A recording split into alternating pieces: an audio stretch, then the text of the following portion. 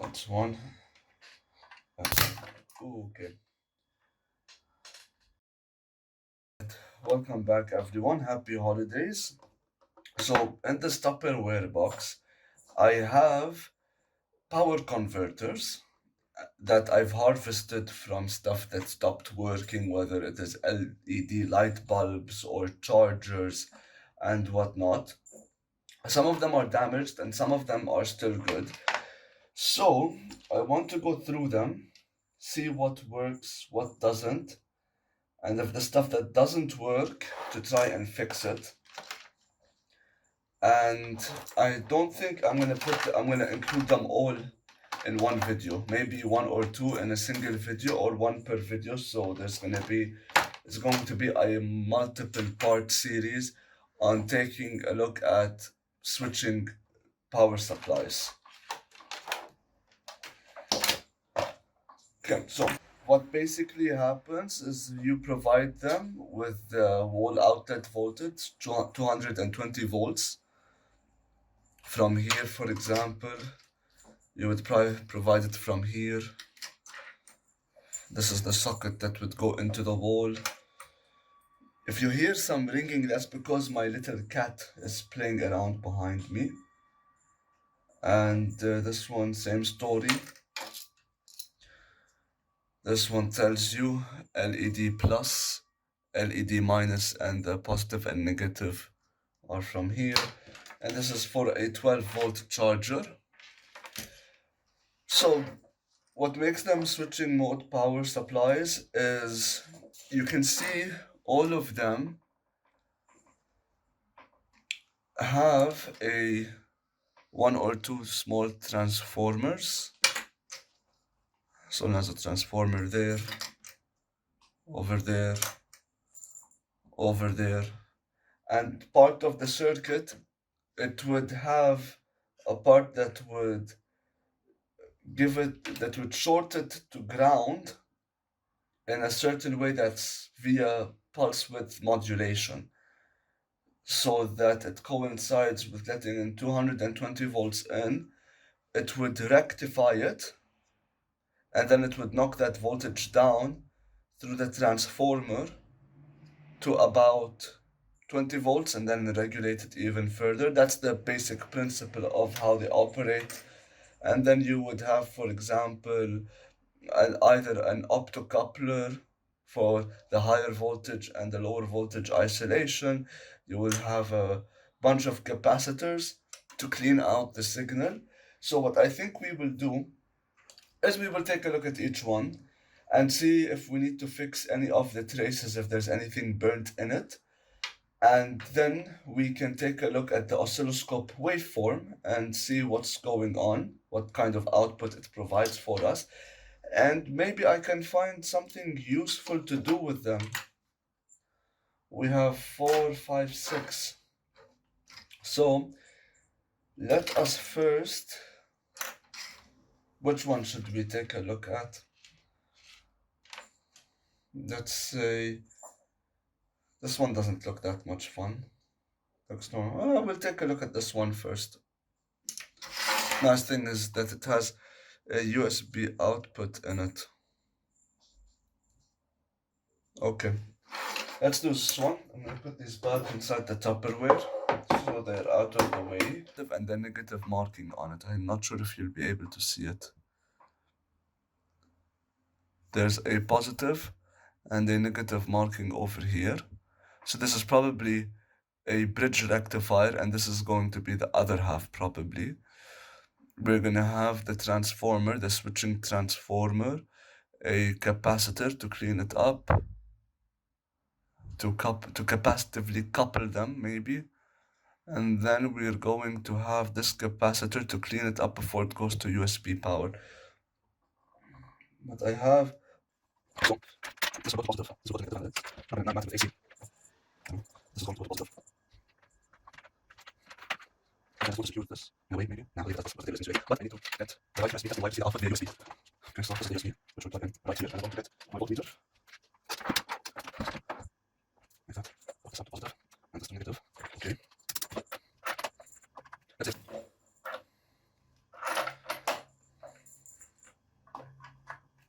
Let's see if something goes kaboom. Looks like it's all good. And I think my multimeter meter is out of battery. That's good. But I have another battery. Okay, so this works. 5.3 volts on the output of the USB. So that basically works, which is very nice. Let us disconnect from the main power. And it's going down. It's discharging the capacitor.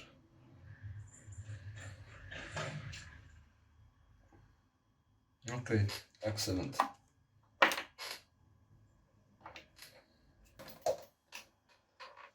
This one was for a big LED light bulb where the LED is burnt. The power supply should still be fine.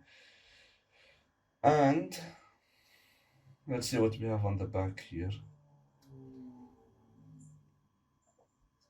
This one has no markings, but there are 4 diodes over here, all in the same orientation. Okay. So let's see what kind of output this one gives us, and maybe we can take a look at the diodes in the back. So this one's going to be for the positive, and then let us hit some testing blocks. It makes it more practical to test.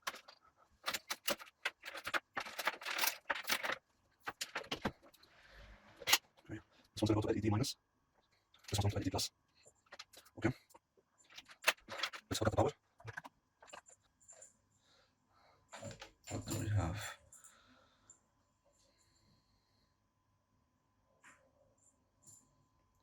100, and maybe if I put min max.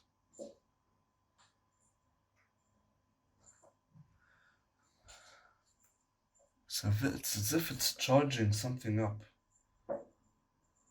then stabilizes. And we are working with, this is DC. 192 volts DC.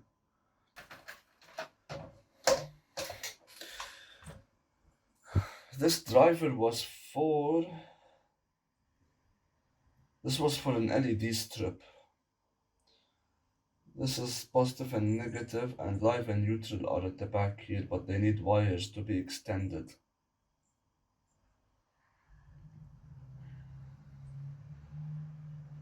Maybe we should extend some wires for that. Let's get our oversized holder for a quick and simple job. We can put it right in there. And get that back. Let's get some solder.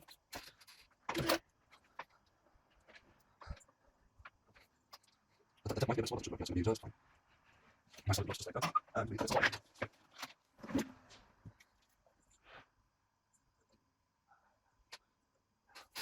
That's good.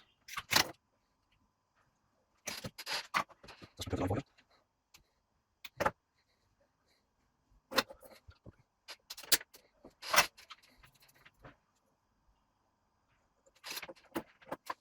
Hope you like my red robe. It's just for the season of Christmas. Okay, so we should be done that. Supposed to end about a centimeter or so.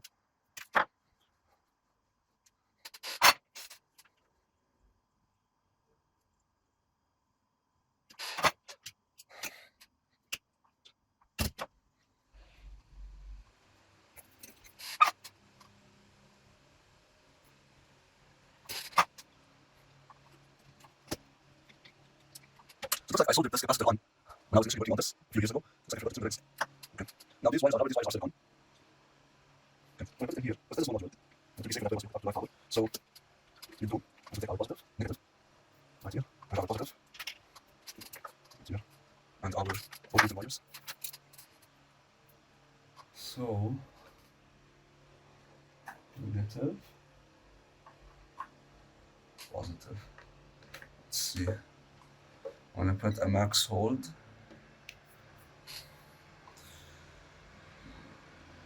26.44 volts. Any DC, any AC component, nothing. Yeah, that's pretty nifty. 25, 26 volts. That's good. This one has seen better days. I can tell just from visually looking at it. We have a blown up trace right over here. That trace is blown up. It's not connecting anywhere, and this board may have seen some better days. But it probably still works. We have, I think, two different outputs. Here's what we'll do. Let's clean it up and give it a quick fix to see if it, because it probably gives us a dual output.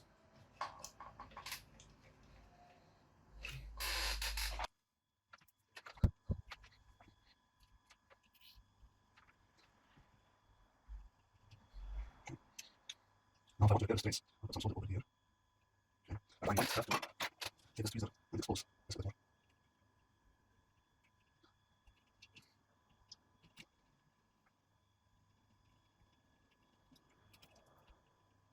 But I think what that can expose that is also remove this. That's it. I'm going to remove most of the solder aspect.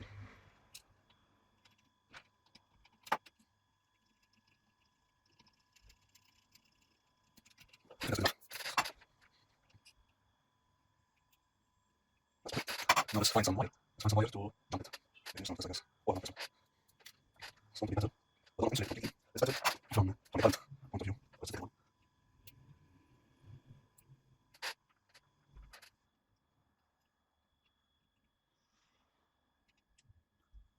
Okay.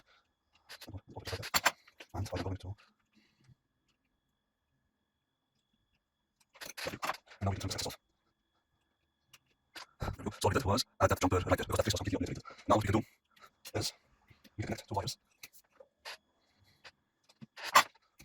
One here. This is normal. I'll just like that. And right here. So it's good. So it's good. And I think this.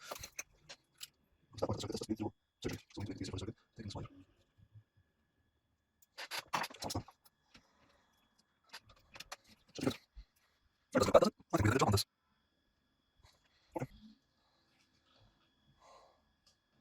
Okay. So you can see there's just an AC1 and AC2 on the back.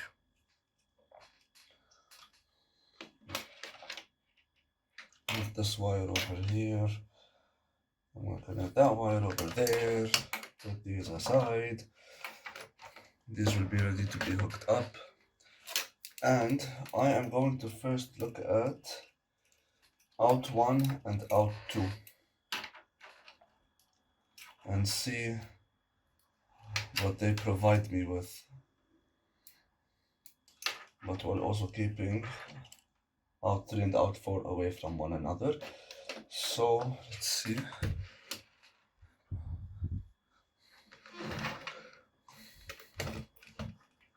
Let's take a look.